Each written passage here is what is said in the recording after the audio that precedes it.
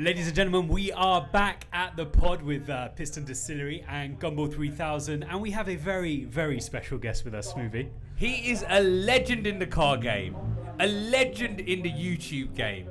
He is a Gumball veteran. He really doesn't need any introduction. Not at all. You know who he is. They know who he is. My grandparents know who he is. We have, cue the drum roll, Shmee in the building. How's it going, guys? Good to be here. Great to have you, man. We were summoned from our lunch to speak to you. But we said there's only one person that we will drop our lunch for, and that is you. Well, I'm sorry for making you have to come over. Mate, I appreciate it. We want to talk to you, man. We know you're a busy guy and you've got racing to do. You're racing today, right? Yeah, of course. Been up the hill. I've got two cars here today. My Lamborghini, Huracan STO, the bright pink thing. I saw that. Which makes a rather nice sound. And then, as I just discovered, I went up in my new Ferrari SF90, which has a mere 1,000 horsepower. And on cold tyres, it likes to be a bit sideways, which was moderately terrifying. But you kept it together, yeah? Yeah, thankfully. Thankfully, we're back in one piece. But I definitely know for next time, just to rein it in a little bit. Well, obviously, we've been doing this podcast based from here all day. Just a little rap on the wrist. Next time you see us here, sat here, just be a little easy on the throttle. Let us continue to talk. It's very loud, your car. Well, I tell you what, from here, obviously, we've got the cars blasting past us. And it's amazing to hear and just be part of it all. What a day, hey? Oh, it's been fantastic. And you brought the weather with you? Yeah, it feels like it. I've literally actually come back straight away from a tour. I've been away for the last, basically, month, pretty much, driving all around Europe. Well, the main premise was the Ferrari that I just mentioned. I actually collected in Maranello at the Ferrari factory. Oh, lovely. You went there. Yeah, a couple of weeks ago. And since then, I've been to 10 countries and done thousands of miles. Wow. But absolutely in your new car? In the brand new car. So that car that's just over 3 weeks old has over 3,000 miles on it. No. I don't think people do that in Ferraris. Hey, it's a perfect Gumball number, right? 3,000, done. Yeah. Ready for the next one. Everywhere, up from Italy, through Austria, Germany. We went all the way to Denmark and in Sweden as well. So I went to both the Zenvo factory. I've got a Zenvo currently in build. And we also went to visit Koenigsegg, where we went on Gumball back in 2015, I want to say. With a stop there, which is pretty cool. Talking about Gumball, I mean, how many times have you done the rally now? 6 times. Wow. 6, yeah. So 2015 would have been your first time, would it be? I haven't done every one. So my first ever one I did was 2012. That was New York, LA. Okay, yeah. So coast to coast. That was awesome. Then the next year was Copenhagen to Monaco, around the one that went via Russia and across Eastern Europe. Then did 2014 Miami to Ibiza. Yeah. 2015 Stockholm to Las Vegas. Got to think of them all. 2016 Dublin to Bucharest. Missed 2017, couldn't do that. 2018 was London to Tokyo, big one. That was an epic one. Yeah, that was amazing, driving in Japan with all of the cars. Then 2019, I just went down to the start in Athens and Mykonos. Yeah. That was cool. But you have such a big fan base. Like, whenever we do the live streams when we're DJing, everyone's locking in to watch or look for you. They don't care about us DJing. They go like, "Where's Shmee? We want to know where Shmee is." If we're ever flagging on the start race on the grid, and we're thinking, all right, we need something to pick the energy up. The second you walk out, we're saved. Do you know what? It's really fun for me because I got into the Gumball 3000, to be honest, because when I was younger, when I was at school, my cousin did some of the early ones. So something noisy, something with a very noisy V10. Definitely a Huracan. So my cousin was doing the early rallies and I wanted to follow it, but back then social media didn't exist, so it was like, you can't, right? Yeah, there was nothing out there. So that was why in about 2010 I started filming loads of videos of the Gumball when it started in London, 2010 and 2011. And obviously every year since then I've done everything I can to film like the full coverage of the rally. So it's really fun for me how closely I think my audience has grown with Gumball, seeing the Gumballs evolve and meeting so many people at all the grids and going to all the events. Like, it's really fun to have that kind of like, how things have changed, how we've all kind of developed in the last grown decade. up and all bought new cars in that time period as well. You must have a whole list of friends that you've made through Gumball now. Of course, new faces and old. Some people who come back on every rally, some new faces I'm sure we'll meet on the in Canada next month. So you're looking forward to the rally this year? Cannot wait. It's been far too long. We're so excited for, having not done 2019. So obviously the last for me was when we finished in Tokyo in 2018. Excited for 2020, 2021. didn't happen. Yeah. 2022 is So here. it's 4 years for you. It's 4 years. Cannot wait to get back under it. In that last 4 years since doing it, you've got a warehouse now full of cars. Yeah. I know you wanted to like skate over that, but tell us a bit about this.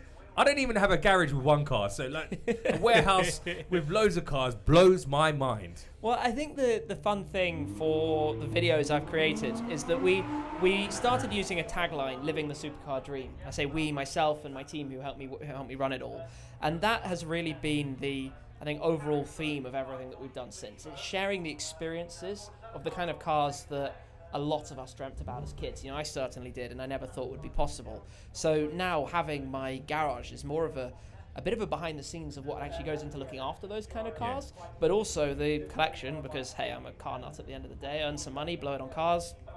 That's how it goes. It's perhaps not Every the most guy's sensible dream. thing. Yeah. And the result of that is creating loads of cool storylines, getting to work with some amazing manufacturers.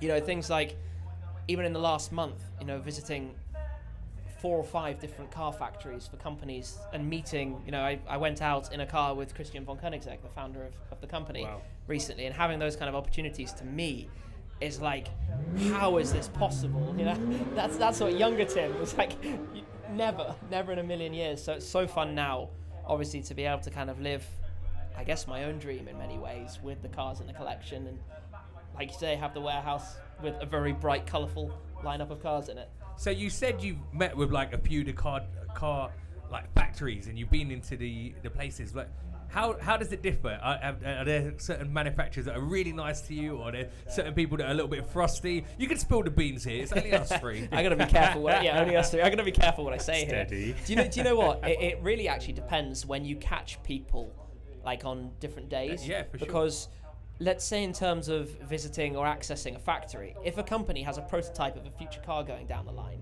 they don't want me to see it. Because if I see it, it might end up on the internet. Yeah. I mean, I don't do that, obviously, but you can see why for a manufacturer they have to be very careful, very cautious. But equally, I'm spoiled to get a lot of industry secrets, let's say, and see many things before they're mainstream or public, which is super cool. Talking of secrets, what's in the pipeline for you? What projects are you working on going into the future? So I think with the social media world in general, you have to be super fluid. You can't really plan massively down the line. So I'm always looking, I guess, at what trips and new ideas and interesting places we can go to. And you know, I've just done this, as I said, big tour. We actually took 2 of my other cars. So we had 3 of the cars in different places around Europe with all sorts of things going on.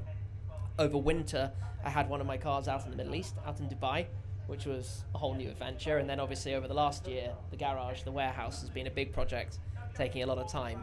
I've got a few other things like that in the works. I like the smirk on your face when you're talking about this. Well, I'm just excited about it all. I feel like sometimes it might look from the outside of, oh, you do this every day, it's how can it still be exciting? But the reality is, I'm literally every morning is like a kid at Christmas. It's like, what are we doing today? Let's go, let's go have some fun. So a few, interesting channels, media projects, cars, things like that.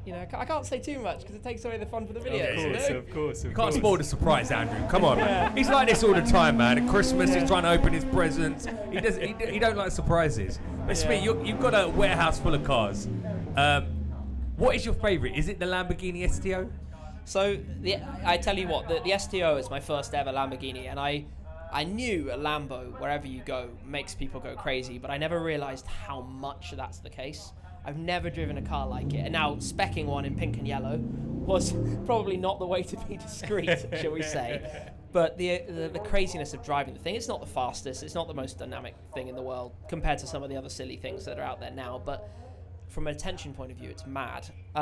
My personal favourite car is actually my Ford GT. Lucky to get an allocation a couple of years ago for the new GT, which is a car built for a reason. I don't know how well you guys would know it, but effectively 50 years after Ford won at the 24 Hours of Le Mans, having tried to buy Ferrari and that whole Ford versus Ferrari movie thing, that obviously recapped that.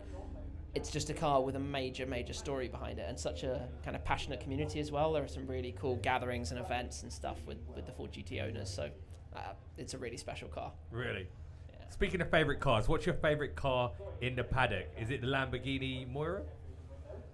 Favorite car in the paddock.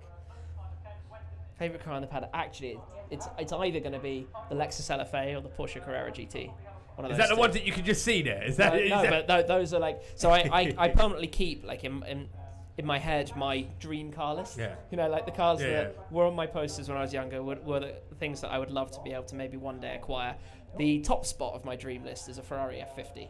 F50 values are now 3 or 4 million, so that's gone. Wow. Unfortunately, that's skyrocketed. I'm sure this time next year when we talk to you, you'll be dream big. You Never know. say never. No, and then Carrera GTs are fabulous cars, but it's like the world woke up to them in the last 12 months because the values of those and values of many special cars with this whole uncertainty of electric or what's next have all gone kind of completely bonkers, to be honest. So Carrera GTs are shot. And then the Lexus LFA, well, the car that was my number 3 is an SLS Black Series, but I bought one of those. So the Lexus LFA is number 3 now. Yeah, good stuff. All right, well, it's been great to catch up with you. Hey, hold on. We haven't found out the plans for the rest of the year, Shmee. Shmee's a busy Wait guy. a second. Did I not just get told off for asking that question? For the secrets. Yeah, but he's doing Gumball. This time in 4 weeks, he's doing Gumball, right? Yeah, oh, wow. He hasn't given us any hint. Ladies and gentlemen in the audience, do we want to know what he's got planned for Gumball 3000? Is that a yes? Sorry to put you in the corner, Shmee. Sorry, I'm man. properly in the corner now. Well, I can't wait, obviously, to get out to Toronto. This rally's been obviously planned for a while. He's a pro. He's not giving anything away. What a No, legend. this is the thing, right? If I were to say right now the plans I'm working on for like what to drive and how to do it, I just know my luck. Something's going to go wrong. It's not going to happen. It's actually a really complicated, obviously, rally. And from the outside, people wouldn't necessarily think about this. But the logistics, as you guys know, the logistics, the documents you need for different countries and continents and all sorts of things. And I had no idea how complicated it is to do Canada as well as the US. It's very easy to send a car to the US, but to do Canada as well, It's a lot of it's a lot complex. of paperwork, right? Yes, it's complex. And the car I would like to do, I gotta get some help. So I'm working on it. Well, we wish you the best of luck with that because we want to see it. And we Something also want to get a lift at some point. You're going to hook us up one of the legs? I can try. Yes, I'll say me. something. You heard I'll it make here happen. first. That's on camera. You've seen that. It's You gotta confirmed. cut that clip and like play it back to me in Toronto and be like, my turn. It'll be something. If it goes to plan, it's something pretty wild. Something that We you look definitely forward call to hyper. You know, Oh, big stuff. exciting stuff. Thank you, Shmee, for joining us this afternoon. We know you're busy doing your videoing and racing today, so thank you for joining us. A Gumball veteran. Ladies and gentlemen, give it up for Shmee! Thank you very much, guys.